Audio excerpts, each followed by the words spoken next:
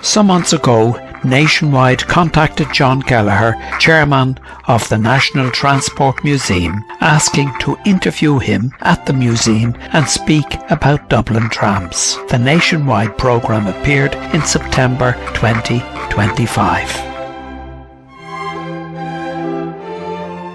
The old tram system was phased out in Dublin City by 1949, but its history is preserved in the National Transport Museum in Howth. Dublin got its first tramway system in 1872. At that point in time it was still horse-drawn, and it remained horse-drawn up to 1896. Prior to that, Dublin Corporation refused to allow mechanical powered trams in Dublin. But after 1896, and after a lot of agitation, they eventually agreed. And from 1896 up to around 1901, Dublin's system was converted to electric traction. At its peak, there was around 60 miles of track and 90 route miles of track in Dublin. Quite an extensive system, going in a clockwise direction from Ringsend, which was number 1, all the way around to Howth, which was route 31.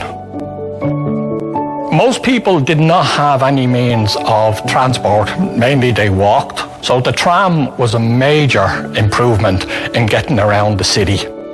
And it served the city very, very well. At its peak, there was exactly 330 trams. We have a number of trams that would have been in use in Dublin during the height of the old tramway system. The first of them is number 224. This is typical early horse-drawn or early electric tram. If I took out the control unit here, it would be a horse tram, and the control unit here makes it electric driven tram. Behind me is one of the latter 1920s tram. 12 trams were built for the Dublin-Lucan tramway system, and this one went into service in 1928. It was in service in the Lucan line up to 1940, and in 1940, when that line closed, it then went to the Dalkey line.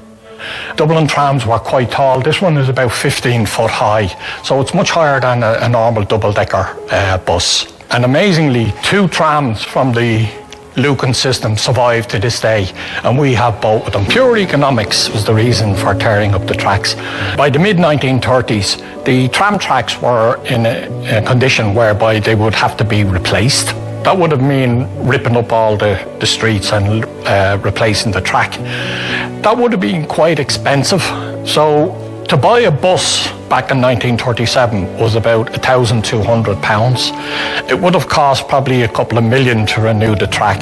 So a decision was made around 1935 to replace the trams with buses. The war interfered with that, and it lasted up until 1949. But the decision had been made in the 30s, and it was pure economic reasons. The trackways were in poor condition, and it was decided to replace the trams with buses.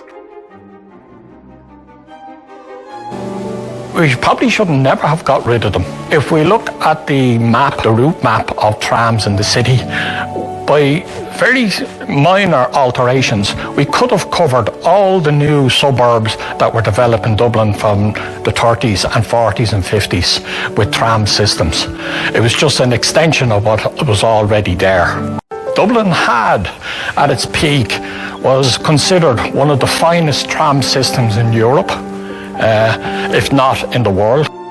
John became chairman of the National Transport Museum at the passing of the former chairman, Liam Kelly, about 15 years ago. John, with his hard-working colleagues, have kept the museum ship afloat in spite of the economic crash and the selling of Howth Castle and lands by the Gaisford St. Lawrence family. The museum collection also includes the Director's Tram and number 9 from the Giant's Causeway, both under restoration. Collection also has fire engines, horse-drawn, public utility, military, buses and lorries, and is well worth a visit. Thank you, Jim Kilroy, Director of Tram Restoration.